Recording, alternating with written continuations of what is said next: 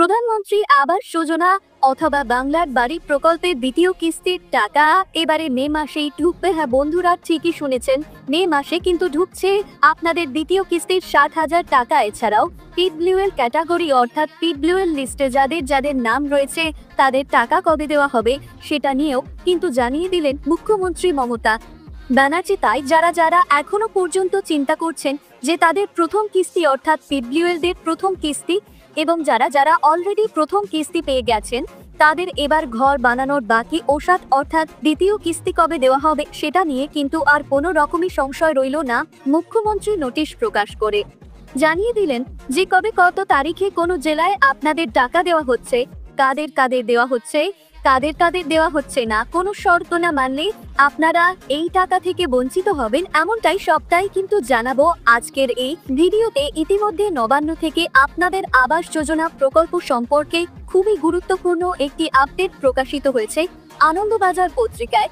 সেই আপডেটটি আজকের ভিডিওতে আপনাদের সামনে তুলে ধরেছি। আপনাদেরকে অনুরোধ করব আপনারা খুবই মনোযোগ সহকারে সেই আপডেটটি দেখুন এবং ওই বিজ্ঞাপনে ঠিক কি লেখা রয়েছে সেটা কিন্তু আপনাদের জন্য অত্যন্ত বেশি গুরুত্বপূর্ণ। তাই সম্পূর্ণ ভিডিওটি মনোযোগ দিয়ে দেখুন এবং আপনাদের মনে যদি কোনো রকমের প্রশ্ন থাকে অবশ্যই কমেন্ট সেকশনে কমেন্ট করে জানাবেন।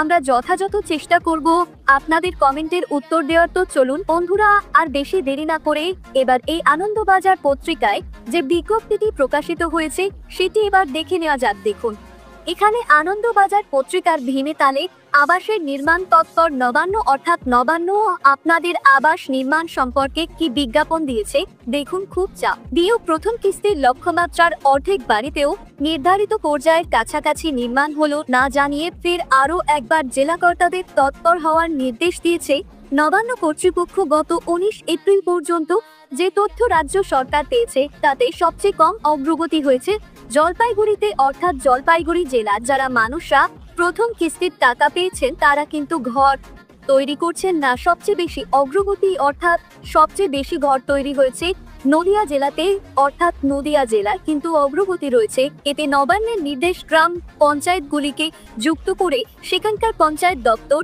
এবং ব্লক উন্নয়ন আধিকারিকদের অর্থাৎ বিডিওদের দপ্তরের কর্মীদের কাজে লাগিয়ে বাড়ি বাড়ি দ্বিতীয় পর্যায়ের সমীক্ষা শুরু করতে হবে যাতে নির্ধারিত পর্যায়ের নির্মাণ দ্রুত সম্পন্ন হয়। প্রশাসনিক কর্তাদের একাংশ জানাচ্ছেন সরকারি বিধিতেই লিঙ্কড অর্থাৎ বাড়ি নির্মাণের একটি নির্দিষ্ট পর্যায়ে আপনারা জানেন জানালা পর্যন্ত, তো এত পর্যন্ত নির্মাণ হলে তবেই কিন্তু দ্বিতীয় কিস্তির বরাদ্দ ছাড়ার কথা রয়েছে। গত ডিসেম্বরের মাঝামাঝি 12 লক্ষ উপভোক্তাকে বাড়ি তৈরিতে অর্থাৎ আবাস যোজনা অথবা রাজ্যের নামে বাংলার বাড়ি গ্রামীণ প্রথম কিস্তির বরাদ্দ হিসেবে 7,000 টাকা করে মোট 1,00,000 টাকার মধ্যে যে 7,000 টাকা সেটা কিন্তু দিয়েছিল রাজ্য সরকার। আগামী মে মাসে বাকি 60,000 টাকা করে দ্বিতীয় কিস্তির টাকা দেওয়ার প্রস্তুতি নিচ্ছে রাজ্য সরকার, অর্থাৎ মে মাসে কিন্তু টাকা আসছে।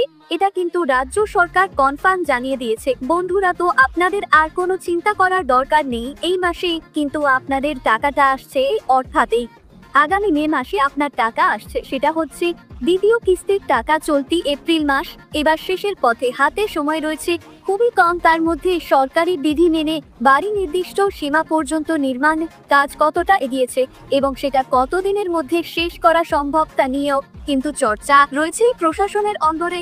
সরকারি তথ্য বলছে 98 এপ্রিল পর্যন্ত রাজ্যের লক্ষ্যমাত্রা থাকা 12 লক্ষ বাড়ি তৈরির মধ্যে লিঙ্কন পর্যায় পর্যন্ত বাড়ি তৈরি হয়েছে প্রায় 5.27 লক্ষ, শতাংশের বিচারে তা হচ্ছে 43.93%। তবে নির্মাণ সামগ্রী অর্থাৎ যে বালি ইট পাথর এইসব যে লাগছে সেই সমস্ত জোগাড় এবং বাড়ি তৈরির কাজ শুরু হয়নি।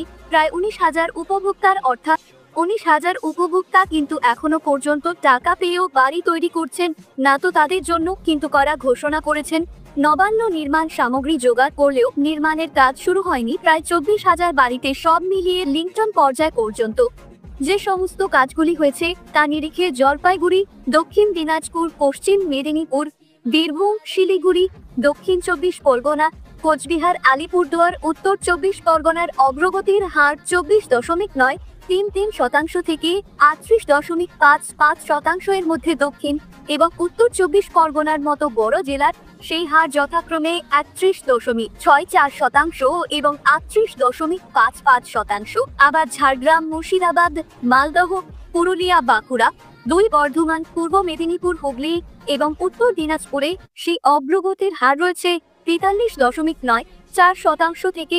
68.67% এবং বন্ধুরা হাওড়া এবং নদিয়ায় তা যথাক্রমে রয়েছে 71.07% এবং 83.73%। আধিকারিক মহলের দাবি, এই অবস্থায় নবান্নের নির্দেশ প্রথম কিস্তির টাকা পাওয়া প্রত্যেক উপভোক্তার বাড়িতে প্রথম পর্যায়ে নজরদারির কাজ শেষ করতে হবে। যার নির্মাণের কাজ শুরু করেননি অথবা লিংটন পর্যায় পর্যন্ত বাড়ি তৈরি হয়নি, সেই উপভোক্তাদের কাছেই আবারও পৌঁছাতে হবে। সরকারি নজরদারি আধিকারিকদের পাশাপাশি নজরদারির কাজেই যুক্ত হতে হবে পঞ্চায়েত এবং বিডিও কার্যালয়ের কর্মী এবং আধিকারিকদের ভুল তথ্য সংশোধনের কাজও চালাতে হবে। এইসবের সমান্তরালে অর্থাৎ অনেক গ্রাম এমন রয়েছে যেখানে যারা যারা যোগ্য তারা বাড়ি পাচ্ছে না, আর যারা যারা অযোগ্য তারা কিন্তু ঠিকই বাড়ি পেয়ে যাচ্ছেন। তো এই সমস্ত ভুল সংশোধনের কাজও চলবে। এছাড়া আপনাদের ডকুমেন্টস যদি কারো ভুল থাকে সেই ক্ষেত্রেও কিন্তু সংশোধন করা হবে। কারণ কি হয়, বাবা মায়ের নামে থাকা জমিতে ছেলে ঘর তৈরি করতে চাইলে সেক্ষেত্রে একটা সমস্যা দেখা দেয়। অনেক ক্ষেত্রেই এই সমস্যারও কিন্তু সমাধান করবেন সরকারি আধিকারিকরা। তো বন্ধুরা, আপনাদের এলাকাতে এরকমের অযোগ্য ব্যক্তির ঘর পাওয়া অথবা এইভাবে বাবা মায়ের নামে যে সংশোধন সেই রকমের কোনো ব্যাপার রয়েছে কিনা অবশ্যই কিন্তু কমেন্ট করে জানাতে একদমই ভুলবেন না।